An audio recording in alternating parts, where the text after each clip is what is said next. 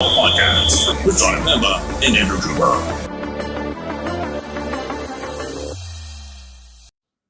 What's going on, everybody? John Impemba here with Andrew Cooper. Welcome into the Quick Out Fantasy Football live stream here. We are breaking down today quarterback ADPs for your redraft fantasy football leagues.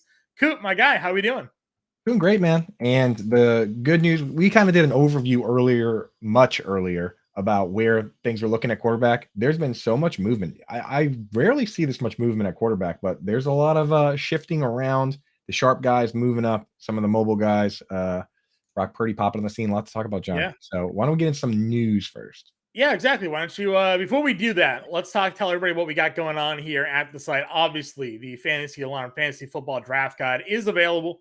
The Fantasy Football Cheat Sheet is live and always being updated by Howard Bender. You get your rankings, your auction values, your draft grid. You have your individual rookie rankings, your dynasty rankings. We have everything that is needed here for the draft guide to get you guys ready to go for this upcoming fantasy football season, Coop. I have some articles that were just released. You have plenty of articles written in this draft guide here. There's no better time than now to join. Yeah, then now's the time, man. I mean, and the thing is, you get the draft guide for free when you become an all-pro member, and it's draft guide season. We're updating every day, like you said, so there's no reason not to just go for that all-pro. Yeah, I agree. No, it comes free, right? Why not go to fantasyalarm.com/win. You can sign up for your monthly or annual subscription. The annual subscription saves you 40% off the month-to-month price. So why not hang with us for a year? Win with the family, not just seasonal, but DFS content as well. We made a millionaire winner a few years ago at Millionaire Mike there, a single bullet in the FanDuel Millie contest, all included. And it comes with free draft guide for free. The cheat sheet comes for free. You get access to our premium Discord, Coop. You've done a great job getting that Discord up and running and updated. A lot of great things to come there in that Discord. So really no better time than, draft season's here. I know people that are already drafting their leagues. We get people all the time asking us for the latest cheat sheet updates. So don't go to your draft without it, man. Yeah, exactly. And we're doing a draft right after this with people from the Discord, family members. I mean, we do them all summer long. Like, we never stop. I know some people are popping in right now because it's August, but we've been doing them all year. But right after this, Howard Bender, Britt Flynn, and I, with a bunch of family members, are going to do a best ball draft from 2 to 3 today. So get in the all-pro, get in the Discord, get all that extra, and win some leagues. But for now, 100%. Let's get to the QB. Yeah, get to the news that we got going on here, Coop. Yeah, so the big one, John, your favorite news. Your boy, Baker Mayfield, who you have successfully been fading thus far, much to the chagrin of Browns fans. I mean, they finally are off your back now, but for quite some time, you caught some heat for this. But it's announced that fan battling back and forth. Angus is the #1 Browns fan in the Fantasy Alarm Discord and in those streets that will have his back. And guess what? He's getting another shot. He was already named the definitive starting quarterback for the Cleveland Browns. What does this mean for the Browns pass catchers? And is Kyle Trask somebody that we're just dropping in Dynasty, even in Superflex, or are we holding out hope still? I mean, I think you hold on to Trask if you think that there's actual talent there. I mean, in a Superflex Dynasty League or something like that, or Superflex League, sure, hold on to him, because I don't think Baker holds on to this job all year. I just don't think he's a good enough quarterback. He's never been a good enough quarterback. He's had flashes. This could just be a spot where, maybe this is a tank season for Tampa Bay. I mean, they don't play in a tough division, but I'm not sure they're the best. They might be the worst team in that division, with the Panthers, the Falcons, and the Saints there. This could be a team where they're a bottom 5 in terms of wins this season with Baker Mayfield. And if they go to Kyle Trask, is he going to be able to win many games for them? So no, I have no interest outside of obviously deeper super flex leagues where you just need a starting quarterback to fill in for you. For real. And I'll tell you this, like, in the modern NFL, back in the day, there were hardly trades ever. There were hardly free agents almost never moved teams back in like the 90s because of the rules back then. And then it became more friendly with free agency. And then recently we've seen a shift where guys get traded, meaningful players get traded during the season and make impacts on new teams. I watched Baker Mayfield get traded and start games for a new team last year. I watched Zach Ertz. Day of. He signed and started basically the day of. Off the plane. I watched Zach Ertz get traded, from the from the Eagles to the Cardinals and create 2 fantasy relevant tight ends within Right. the span of like 2 weeks. So this is a team where if there's a few teams out there where if things aren't going right during the season, they might just turn that tank faucet all the way up. The Cardinals are already doing it. They basically just said, "Hey, we're taking a year off. We don't even want DeAndre Hopkins on the team. He's too good."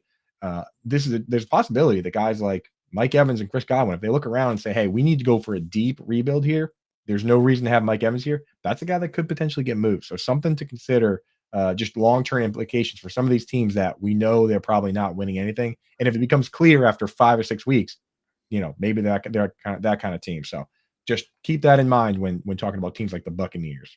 Yeah, 100%. What other news are we looking at here, Coop? So might as well go with, since we're talking about things that pull at your heartstrings, we'll go with some Patriots news.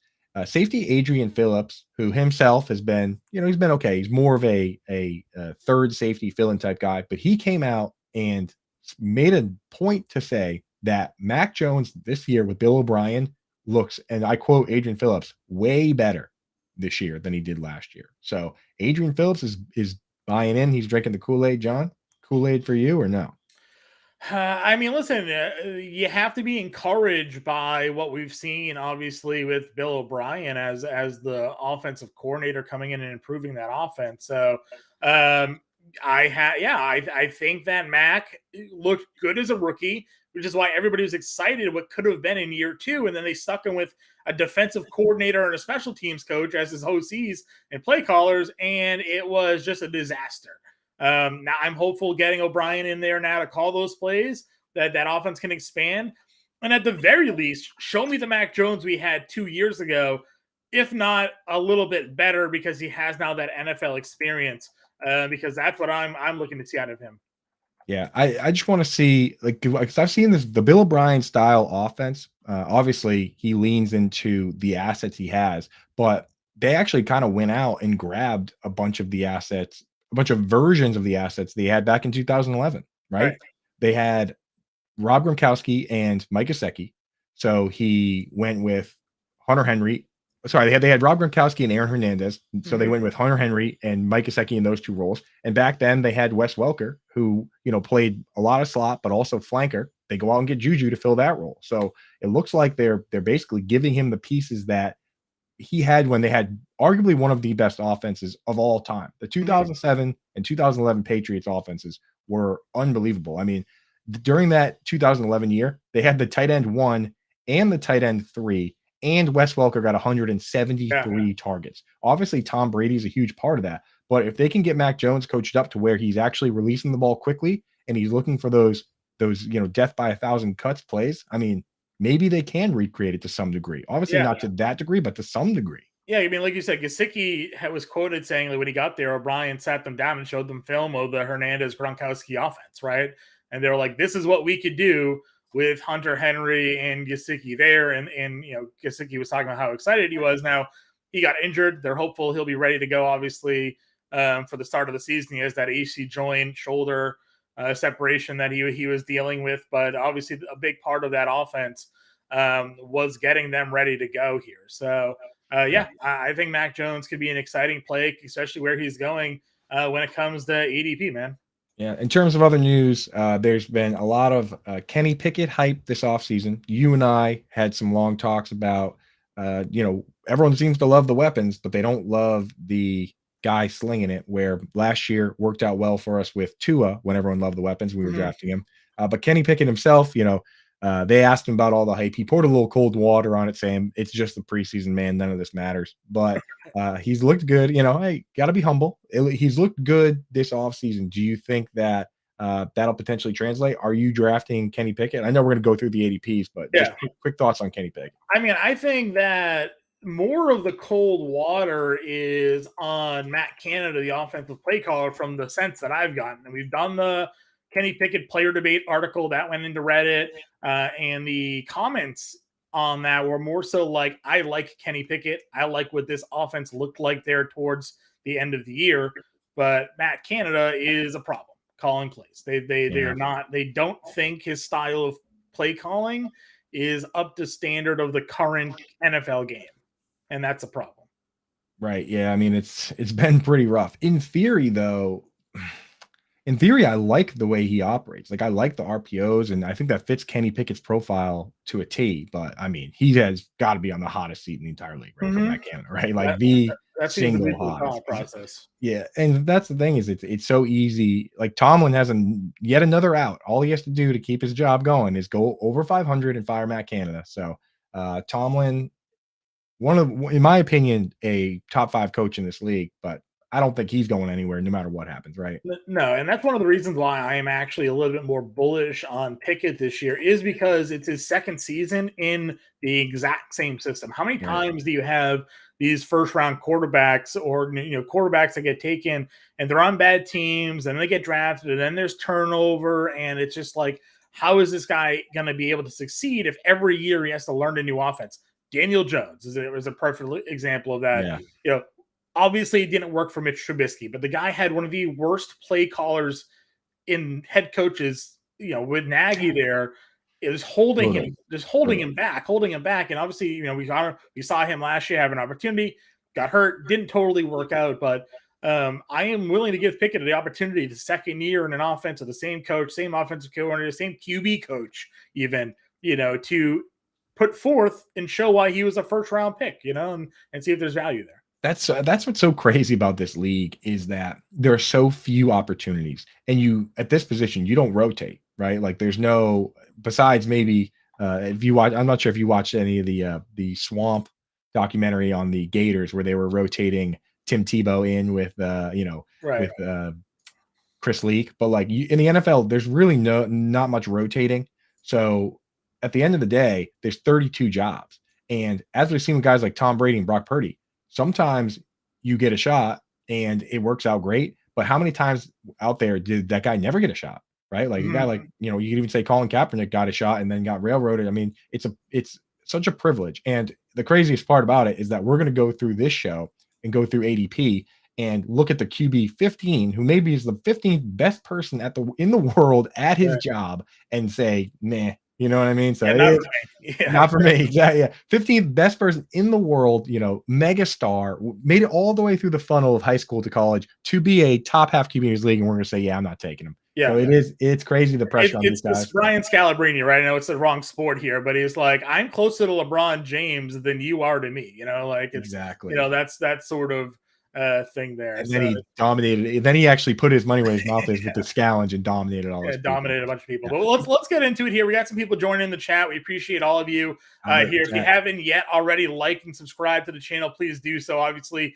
it helps us out a lot, but also it gets you notified. We have 1 billion shows here on the Fantasy Alarm and Better Sports Network channels, whether you're into fantasy football, fantasy baseball, NASCAR, you name it. We cover it all across the board here, but a ton of fantasy football content coming out, now, in the past, and in the future. You can see all the on-demand shows. So I see Albert, I see Jack in chat here, and we appreciate you guys tuning in. If you have any questions for Coop and I throughout the show, please go ahead, throw them in there. More than happy to answer them for you. They don't even have to be on topic for quarterbacks. If you got a draft coming up, you got a draft question, Coop and I are fantasy football analysts. Let's help you out. Let us set you straight here. We can hit that one real quick in the chat. Jack asked, what do you think about Allen Robinson, last round wide receiver pick if you have Kenny Pickett? I mean, if you asked me this 2 weeks ago, I would have said absolutely not.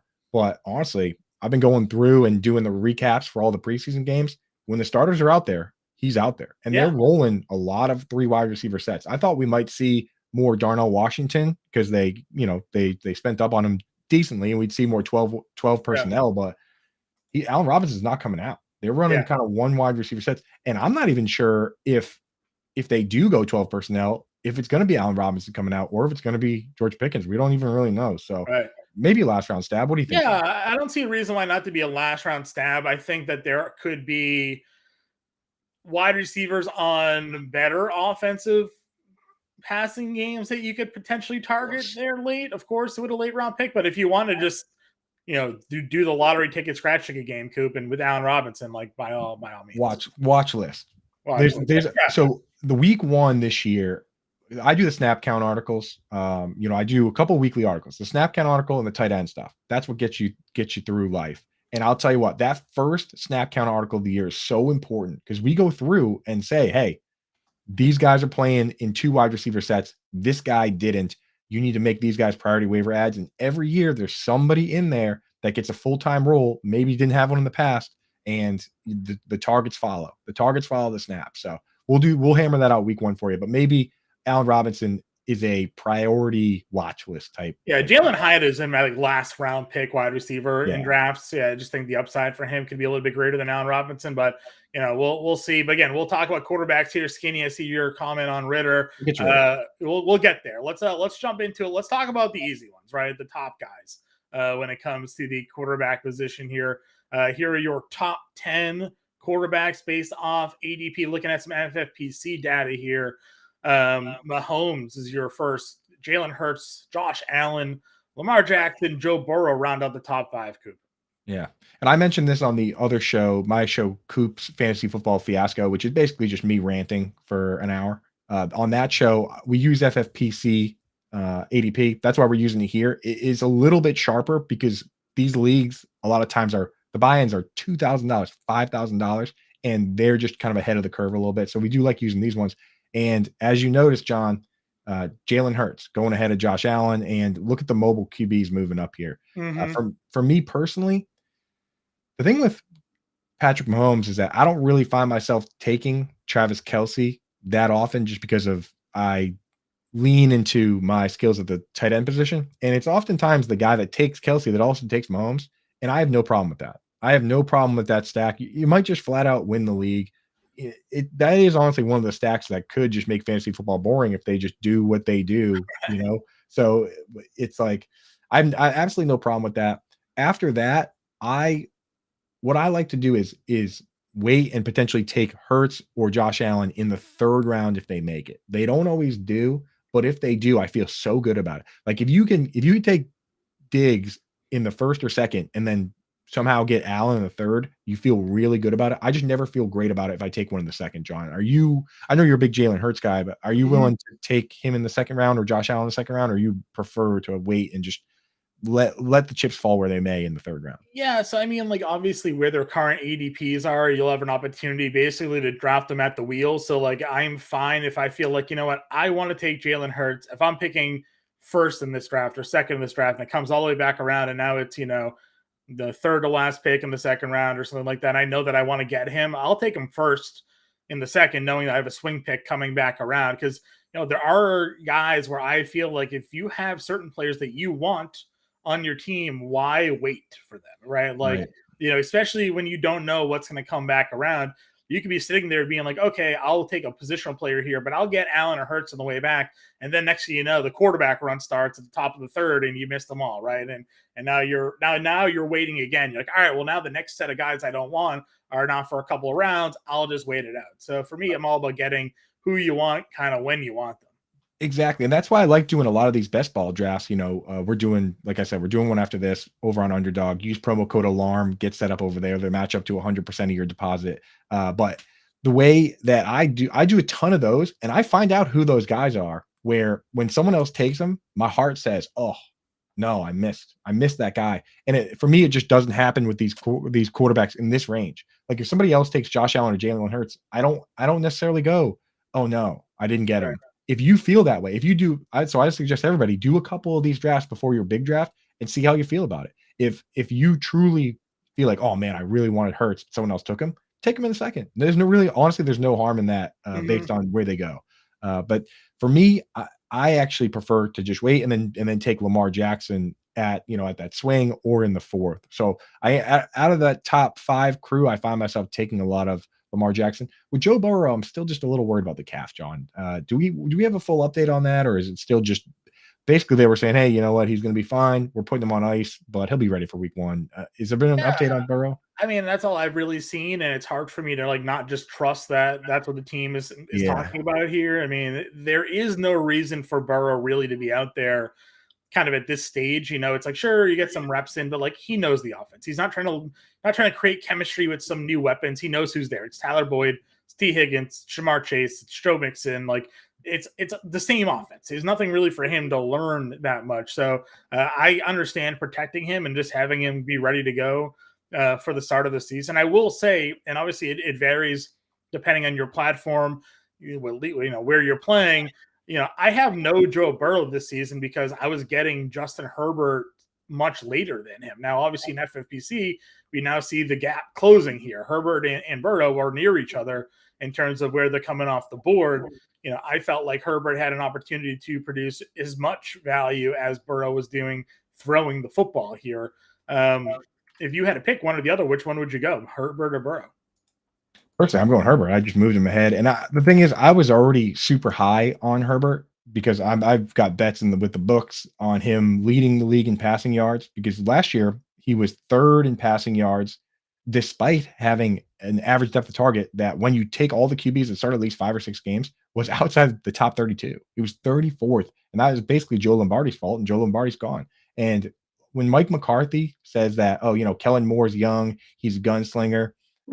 I'm, I want him out of here because he's not he's not giving my defense time to rest. That sounds great to me. Like, that sounds perfect for fantasy football. Give me Justin Herbert with a offensive coordinator that likes chucking the ball and doesn't care about the defense resting and wants to run the score up. Like, I love that. So I already kind of had Herbert ahead mentally, and now if push comes to shove, I just take him ahead. So Sure. yeah, I have no problem with that there. I'm taking a lot of Lamar Jackson, a lot of Justin Herbert, and then from this next group, the problem for me is someone else always takes Fields. It's not that I wouldn't take him. I just find that in a lot of drafts, someone just gets froggy and grabs him. You honestly, a lot of times right after Lamar Jackson goes. Right. You've been seeing that too, right, John?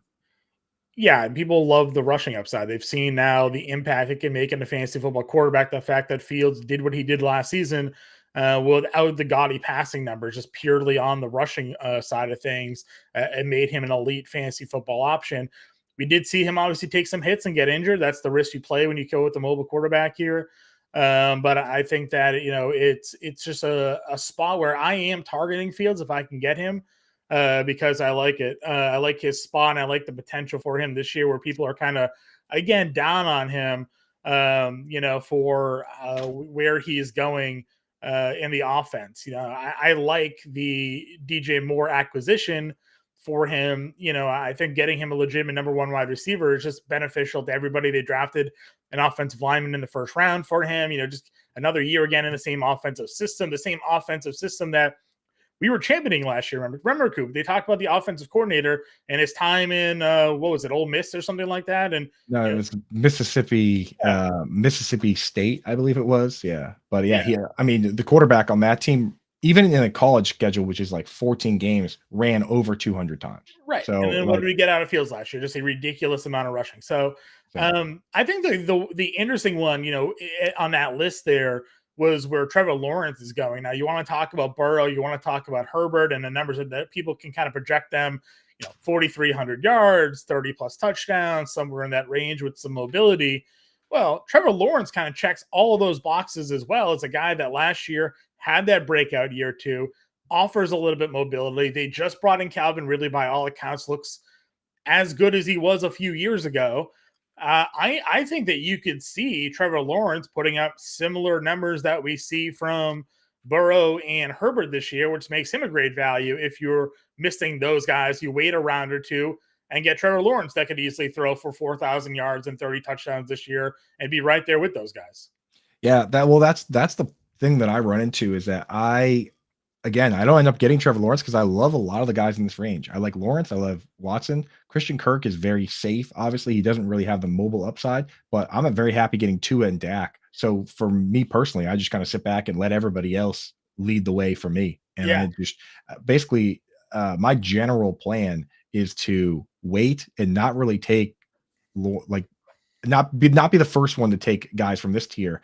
And then my backup plan comes from next year, which we'll talk about when we get to that group. But so for me personally, I would love to have Trevor Lawrence, and I do draft him if it's like a Mexican standoff where everybody's looking at each other and saying, I'm not taking the quarterback, you take him. And then eventually I'll say, okay, fine. But for the most part, I let other people do the picking for me, and I just put it together with whoever's left. Yeah, what I love about Lawrence, and again, it's like you look at the pedigree. He was like the best college football quarterback, got taken number one overall, had just the ridiculously bad rookie season under Urban Meyer. And, people were now wondering, like, is this kid going to be able to figure it out, or did he get ruined? And then he bounces back right away with just a very, very good year in year two. you only have to anticipate that he takes that step forward. And a guy who like never lost, right? He just wasn't a loser at any point in his entire life.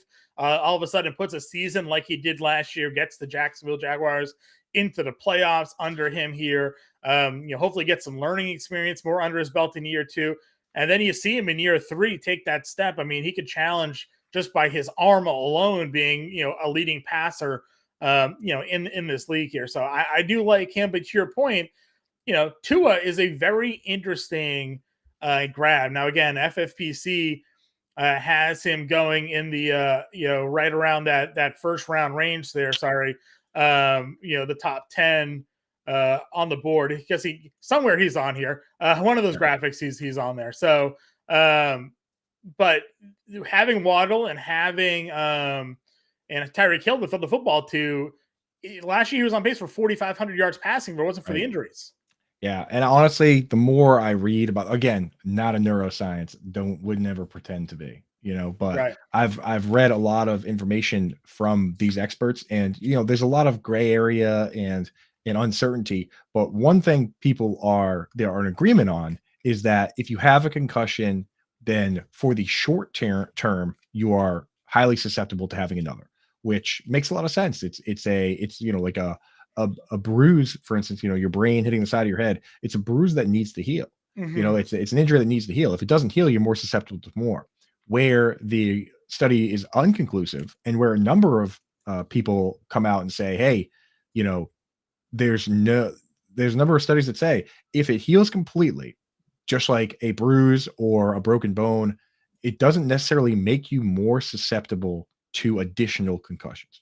Of course, there's the question of long-term damage. Just like if you break a bone, you might have long-term damage, or the long-term recovery, the CTE, things like that. Mm-hmm. But what they said is, like, if we're talking about injuries that would cause you to miss games in the upcoming future, which is a concussion, there's no definitive information on that because he had 3 concussions last year doesn't mean he'll have more now. And we've seen a couple of examples of that. Devontae Adams had 3 concussions, very short span, didn't have any more, right? Or not that we know of. He really hasn't had more. Brandon Cooks, everyone was scared about Brandon Cooks. He just says, I'm just going to keep playing football. And since that, he has just kept playing football. And another one, if you're worried about Tua, I imagine you can't be drafting Pat Freiermuth because he's had those issues as well. So for me, I'm actually not, for the short term, worried about it. And it's good that he's been taking steps to change the way he plays, because maybe that affects whether you get concussions or not. If he's working on that kind of stuff, then that's good news. So I'm not, I have no hesitancy for Tua from that standpoint. Yeah, and he makes it easy to stack too if you're looking to do stacks, because of where the wide receivers are going. You can draft Waddle, you can draft Tyreek Hill, and then the quarterback's right there for the taking, in those mid rounds. What are your thoughts on Deshaun Watson this year? I'm in, man. And I'll tell you, the stacking comes into it because I don't go out of my way to stack. That's my policy. If my policy on stacking and on injuries like Tua's are, I don't use those in my rankings. I'm not going to draft a worst player to stack or a worst player because of injury concerns, but I will use it as a tiebreaker. And in that range with Watson and Tua and Dak, honestly, if I have Tyreek Hill or Jalen Waddle, I'll skew more towards Tua. If I have CeeDee Lamb, I might skew towards Dak. And every once in a while, like just yesterday in a mock draft, I'll just double tap Deshaun Watson and David Njoku because they go very close together. So in that range, I do actually consider stacking a little bit. And Watson, I mean, I've just seen him be so good. He has the weapons of the Amari Cooper and Njoku. They went out and traded for Elijah Moore. Nick Chubb's good. I mean, like, the arguments against him that now all of a sudden he's forgotten how to play football or may still be rusty. I can't get on board with that. You know what I mean? Like, you gotta show me some definitive proof that somehow his mojo was stolen. Like Austin Powers. Is that is that what people are actually saying? Because it's not like he had the same coach and the same coordinators the whole time he was at Houston. He's dealt with different players and different personnel already. So I'm just in. The guy's been a top 5 guy every time he plays, and I would absolutely not be surprised if he was top 5. Yeah, I'm with you. Moving on over here to the next group. When it comes to quarterbacks, we got guys going at pick. Any of these guys really could end up being borderline QB1s, given where they're drafted in your own draft preference. You have Anthony Richardson off the board as QB 11, Daniel Jones, Geno Smith, Aaron Rodgers Your top 4 there. Jared Goff at QB 15. Talk to me about the first half of this group, man. Are you anybody that you kind of have on your radar as like someone, okay, if I'm waiting on a QB or if I want to double tap the QB position, this is the guy that I'm circling?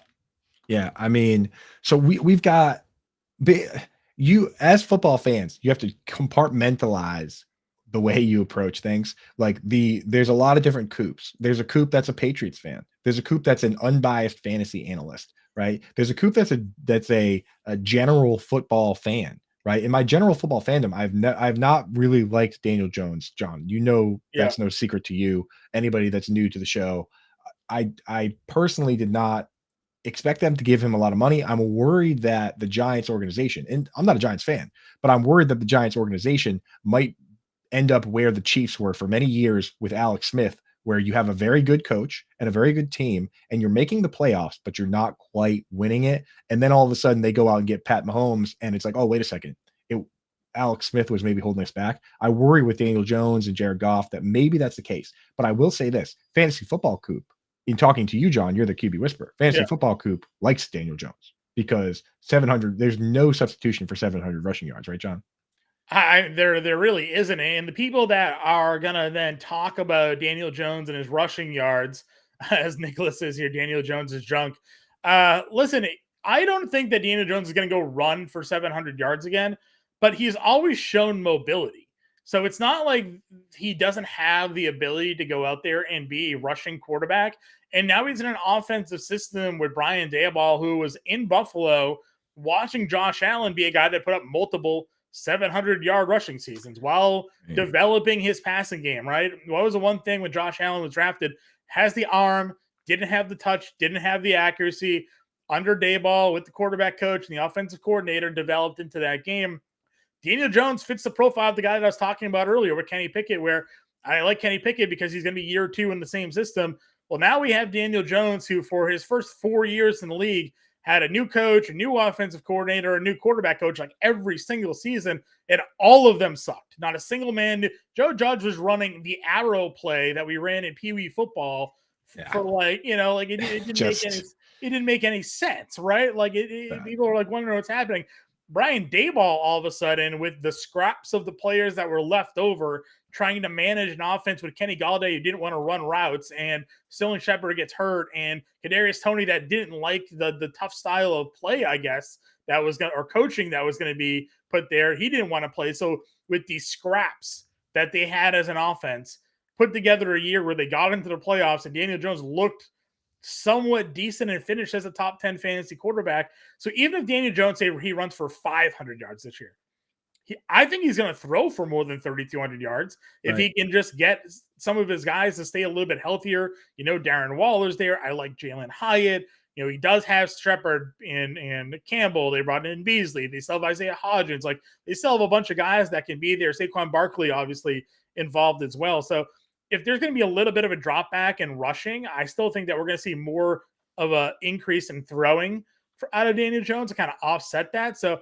I don't see any reason why he can't still be a top 12 to 10 fantasy quarterback. And if he does run for another 700 yards, but this year throws for 3,800 yards and like 24 touchdowns and not 15, I mean, that's a guy that could be a top 5 fantasy quarterback. I'll tell you right now, dude, MGM has the over-under rushing yard total set for him at 575.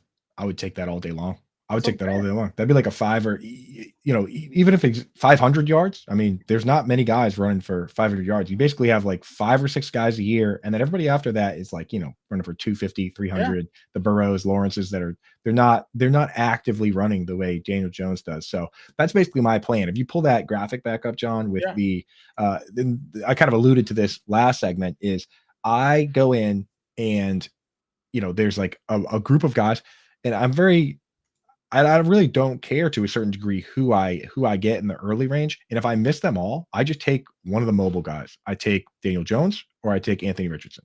That's it for me. Like, and if I take Anthony Richardson, a lot of times what I do is I circle back and I'll take an Aaron Rodgers or a Jared Goff or a Russell Wilson for free. Mm-hmm. Right. So that's what I'm doing there. But since we have this range here, let's talk about Superflex, because in the first range, the first group of guys, you have to pick somebody in this range. If it's super flex, you also have to pick somebody. Yeah. So in your single QB league, don't feel like you have to take Derek Carr, right? Like unless you're maybe doing if you're really terrified of Anthony Richardson and you need a backup plan, maybe. But in 2 QB, now you have to take somebody. So let me ask you, John.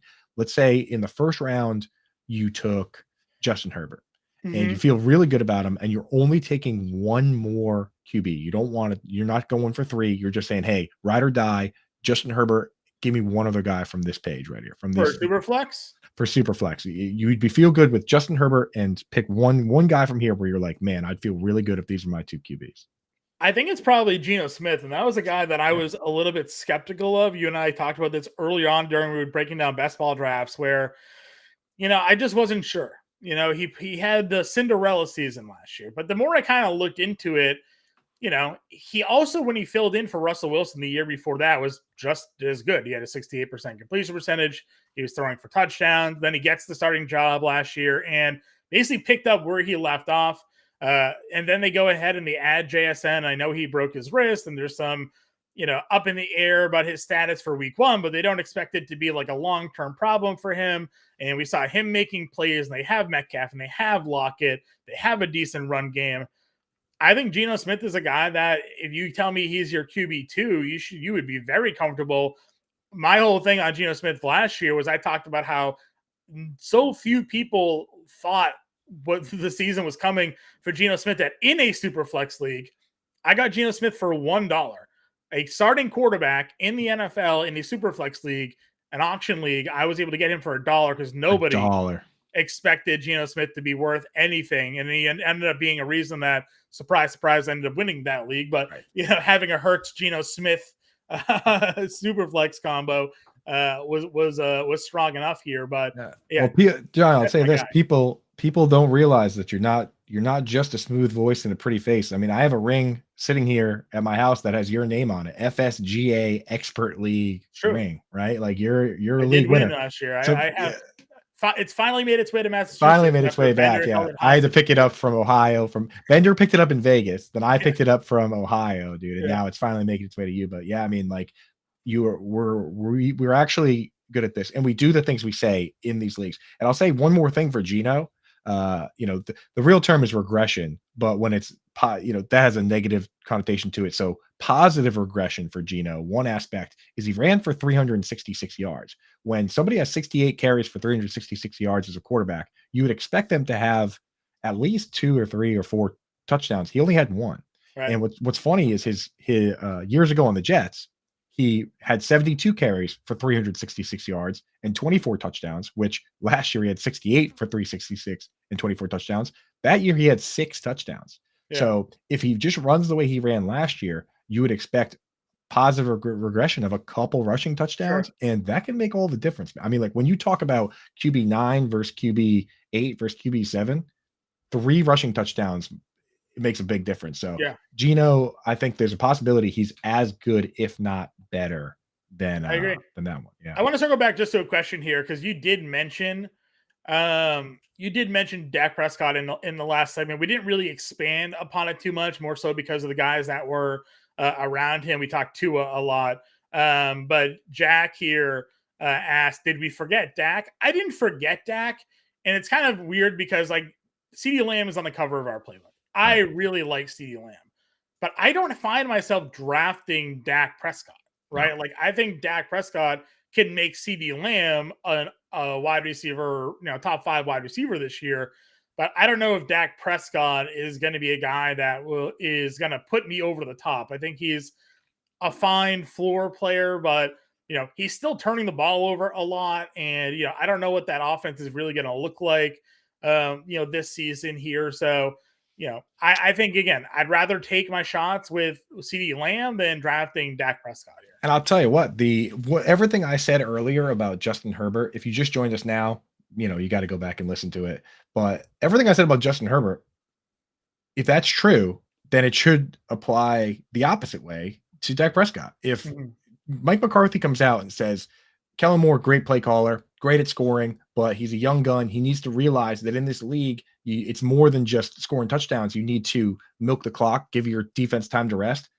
if all that's true, wouldn't that indicate that they're going to try and throw less, that they're going to try and run more, which Mike McCarthy Yeah. wants? Right. And Dak Prescott already said that he's going to take better care of the ball. I don't care about that. I don't care one bit about that, dude. Be Jameis Jameis Winston, you know, Jameis Winston, Blake Bortles. Like, I don't, if you throw a pick six, you get the ball right back. Like, if you go, like, I'm fully on board with pick six. Matt Schaub lived by that rule. Yeah. If you go 80 yards and throw a pick six and get the ball back, that's great for fantasy football. It's amazing. Now you got to throw again. Now you got to throw even more.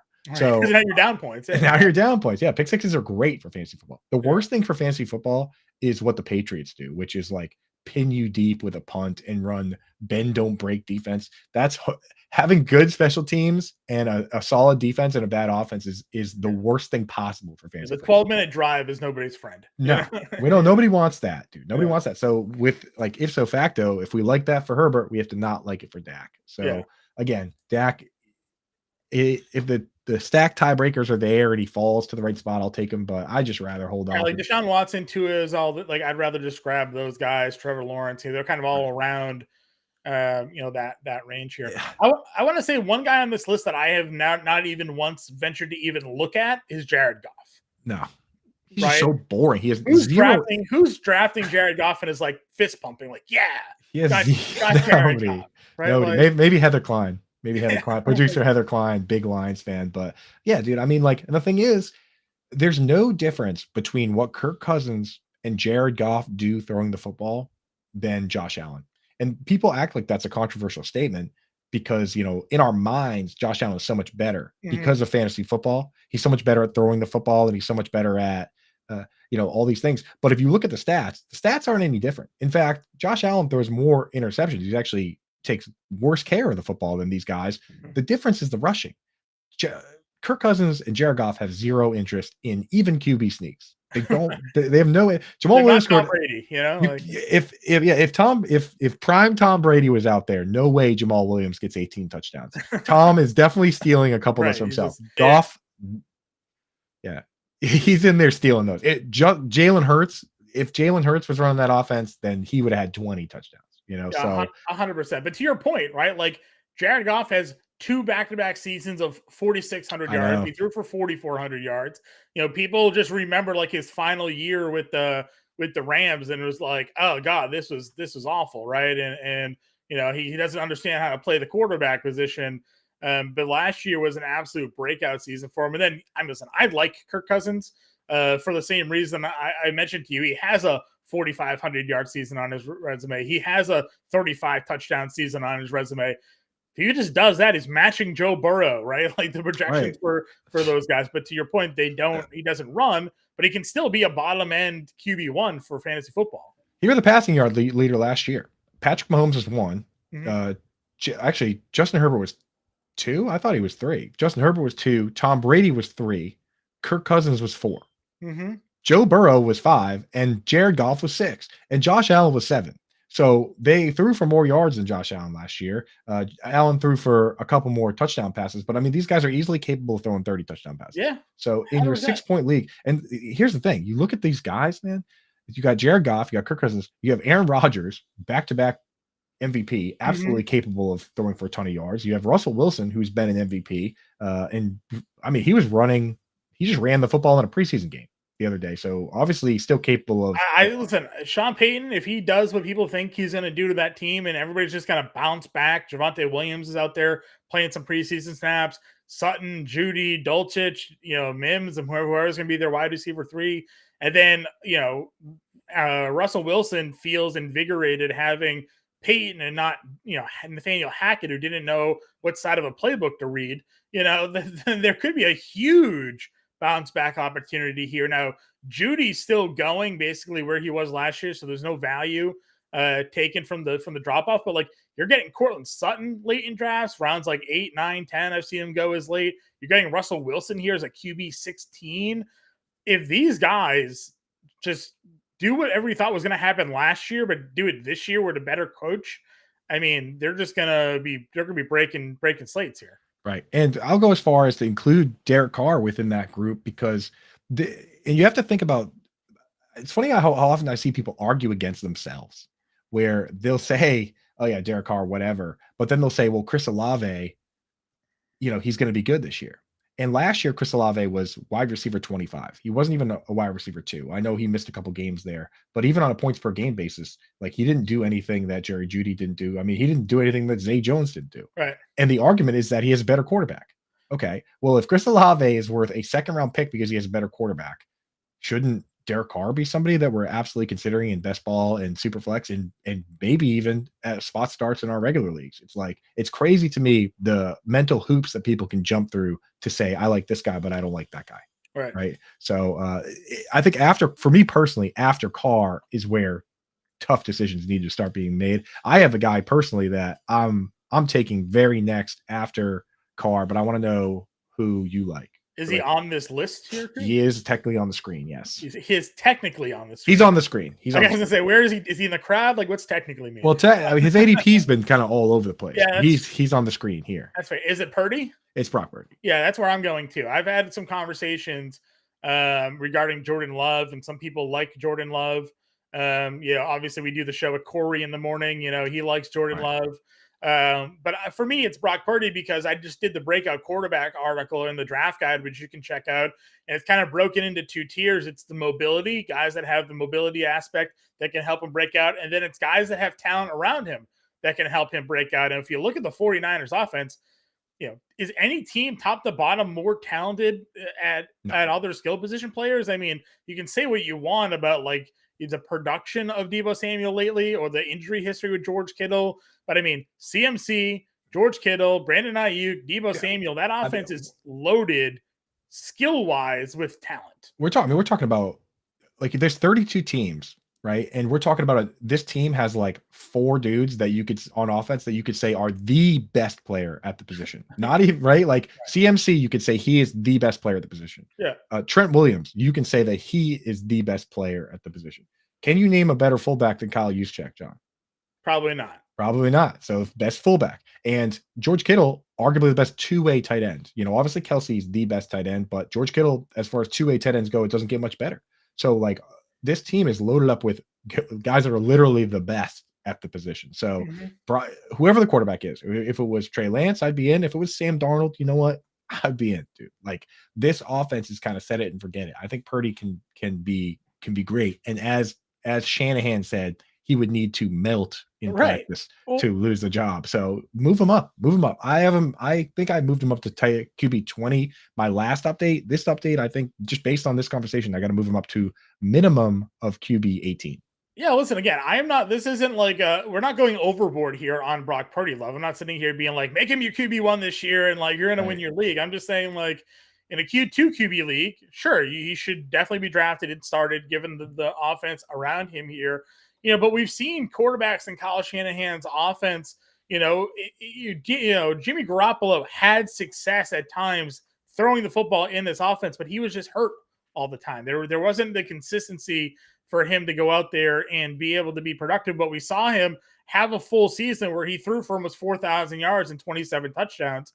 If Purdy goes out there and just kind of gives you what he was giving you on an average of last year, that's an attainable goal here for Brock Purdy, where he could easily move into like QB 15 by the end of the year or something like that. Even higher. I mean, Matt Ryan with Shanahan was QB 2 and MVP of the league. Right. Like, I mean, I know with Matt Ryan has better draft capital, but hey, I'm not saying Brock Purdy is Tom Brady, but I'm not saying he's not. So let's go to the last group here. Last group here. These are your, your dart throws, your babies, Sam Howell, your favorite quarterback here. Honestly, I'm coming around on Sam Howell. I want to hear your thoughts. The thing with the Sam Howell stuff is that, with the Sam Howell take that everyone got upset at, regardless of whether you were in or out, you have to admit that the tweet I sent out was kind of funny. Right? That's the bottom line for that, is that every once in a while you got to send something funny out. At the time, I didn't really like Howell, and I thought that tweet was funny. I remember what I said, but I remember being like, you got to chuckle a little. But now that I'm watching these preseason games and seeing what he can do and see that he's faster than his last recorded 40 time. I think the joke I had was about 40 time, but he's definitely faster than the 5 flat 40 that he ran. He just hasn't run since then. So I'm kind of coming around on Sam Howell of this crew. Kyler Murray, I'm drafting if I have an IR spot. That's the thing for me is that he's a free pick, and you just get to add somebody off waivers. So even in one QB leagues, if I have an IR spot, my very last pick is Kyler Murray. He goes right in the IR spot, and then I immediately add somebody off waivers, and that's a free player. So here is why I am out on Sam Howell. Ready? Week 1, I'm in. He faces Arizona. I think that's great. Let's go. Let's ride Washington Commanders against Arizona. Perfect. Week 2, in Denver. Not great.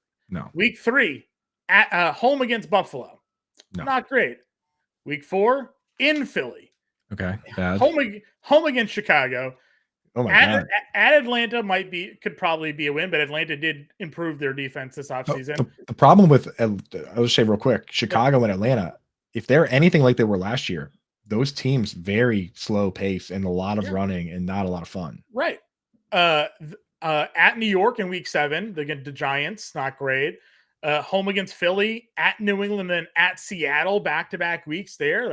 You're going from New England across country to Seattle. That's not good. Then you come back home against the Giants, and you go to at Dallas. You face Miami. You have a bye. You face the Rams, probably win there, but then you have to go to New York to face the Jets. You finish your season with 2 home games at least, but against the 49ers and the Cowboys. Where is Vegas getting 6.5 wins? Where is Vegas getting 6? Who are the Commanders beating? Oh no, dude. That schedule is brutal, which is why I am worried about a lot of the NFC East, but also the AFC East schedules, because they're facing each other once for their AFC, NFC opponents. But then, I mean, you have to fight in your own division as well.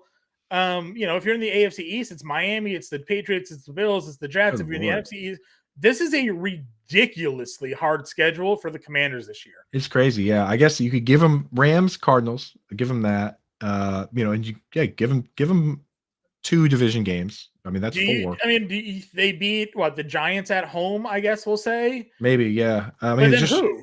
I don't know. They're probably going to lose to it. They probably should bet the under on this. Yeah. Not even their own fault, but maybe that'll force them to throw though. A lot of tough matchups. Well, yeah, maybe, but I'm just saying that is a horrible schedule. Yeah, they make them go cross country twice. Week 1, they're home against Arizona. They have to fly to Denver, and then they fly to Buffalo, and they come back home, and then they fly to it's just it is. At least the league isn't sending them to doing what they're doing to the Jaguars and just sending them to Europe and saying, "Hey, play a game and then just stay there. Just stay there for another week." So, John, let me ask you. Last time we talked quarterbacks, you weren't really bullish on drafting Bryce Young or C.J. Stroud. Has that changed at all? The 2 rookies? No. Still not. Yeah, I'm with you. I just don't see why. I don't see. With Anthony Richardson, of course, the argument is easy. That he could run for 700 yards. Bryce Young doesn't do that. CJ Stroud doesn't do that. And again, they don't have it. I mean, listen, I liked what Tank Dell did in that Patriots game, but CJ Stroud also looked horrible. Terrible. Tank Dell made plays with Mills and Case Keenum throwing him the football. It wasn't Stroud, right? So I'm out there. Sam Howell again. That schedule's terrifying. Bryce Young, no thank you. Stafford, I don't know how healthy that elbow is going to be. I mean, listen, if Stafford's healthy, he's good. You throw him right into that Kirk Cousins, Jared Goff, 44,000 yards and 30 touchdowns, right? Maybe more. You could easily bump him up into that range, but he's got to be healthy. The other part is it's just it's so hard. Quarterback is the one position where it's mentally very difficult to bench the quarterback you drafted for the guy you're adding off waivers. It always takes me way too long to admit that. And it's historically, it's been guys like Matt Ryan. I take Matt Ryan, it takes me too long to say, okay, time to move on to somebody else. Yeah. So it's just going to be hard for me if I draft anybody. If I draft Deshaun Watson, it's going to be hard for me to pull that trigger in a 1 QB league and say, okay, I'm going to bench Deshaun Watson and start Matt Stafford. Right. I don't know, man. That's going to be tough. That's why we have. Well, we have you, John. We have you for that. You're drafting him, and then because you're seeing what comes of it. If in week 1 and week 2 he's out there slinging, and he looks like the Stafford that won the Super Bowl, and him and Cooper Kupp are just ripping teams apart, then you'll have no problem making that change. I haven't been able to find any real news on Stafford. That's the other part, right? I have no idea how that arm is, how that back is. I have no feel for it. Garoppolo's down here. I've slowly started to come around a little bit because, again, it is a Josh McDaniels offense. He does have Devontae Adams, who you've continuously pointed out it's not often Vegas is very, very wrong, and they had Devontae Adams for 1,300 yards receiving. So, like, Right. so like if that's the case, then Garoppolo at least is going to have that guy, and you have to pencil in Myers or Renfro probably for like 800 yards receiving there. So, like, there's certainly a path for Garoppolo to be a guy that can outproduce his ADP if he can stay healthy for a year. But I don't have much else interest here. I know earlier in the show we had a question on Ritter. I said last night on the show, the Better Sports Betting Show with Servo, I think the best case for fantasy gamers in Atlanta is that Ritter loses the starting job and they put Taylor Heineke in, because at least that offense may look a little better throwing the football. Yeah, and that's the problem, is that with Ritter, that the reason I'm not drafting any Ritter is that in 1 QB leagues, there's zero reason to draft him. And in 2 QB leagues, Superflex and 2 QB, every quarterback gets drafted, and if one of your guys gets benched or hurt, you are in big trouble, because they don't just grow on trees. Like, you can't just turn around and say, "Oh, I'll just grab this guy." In a lot of leagues, like the Scott Fish Bowl and stuff, the backup quarterbacks are preemptively being drafted. Like, Taylor Heineke is rostered in a number of those leagues. Like, if Ritter gets benched, you just lose your second quarterback, and you're probably in huge trouble. So anybody that's on the bubble and on the verge of getting benched, I'm not interested in drafting them at all. So don't really have any Ritter at all. Yeah, I have none as well. Again, in this tier, I have taken a shot on Tannehill. I like Tannehill. I have taken a shot on Mac Jones late, just because being a Patriots fan. But there's nothing else for me down here that I'm looking to grab. Yeah. Before we get out, we already talked about Mac Jones. But we already talked about Baker Mayfield. Before we get out, let me ask you, let's just say, John, let's do a little hypothetical. Every quarterback in the league gets benched for their backup. Or maybe even just, how about we'll limit it to the quarterbacks that might get benched. So let's say Baker gets benched. Baker, Mac Jones, Desmond Ritter, Ryan Tannehill, Jimmy G gets benched. So they're all benched. They're all flipped out. Not Trey Lance. No Trey Lance is an option. Who would you like best out of, like, Jacoby Brissett, Kyle Trask, Gardner Minshew, Taylor Heineke, Aiden O'Connell, Bailey Zappi? Like, which one of those guys provides the most appeal in a hypothetical benching situation? Mr. Scampers in the chat points out Stetson Bennett, which is an interesting one. Brissett to me, I think. Yeah. I think he's interesting because we've seen him be a successful quarterback. I kind of like the spot that he could be there. So maybe Jacoby Brissett. I mean, obviously being Bailey Zappi is, we saw him at times look good last night. And last season rather. Preseason he's been okay, but I think that Brissett's interesting. Colt McCoy, DFS lineup even, or never? No, I don't think so. Okay. Even if Kyler's out, never just mix a Colt McCoy in there for free? Yeah. No, I don't think so. Okay, cool. All right. That's it. All right, guys. We got to get going here today. Stay tuned for Alarm Fantasy Football coming up. Coop will be on that show as well. We'll be back next week breaking down tight end ADP. Good luck. We'll talk to y'all later.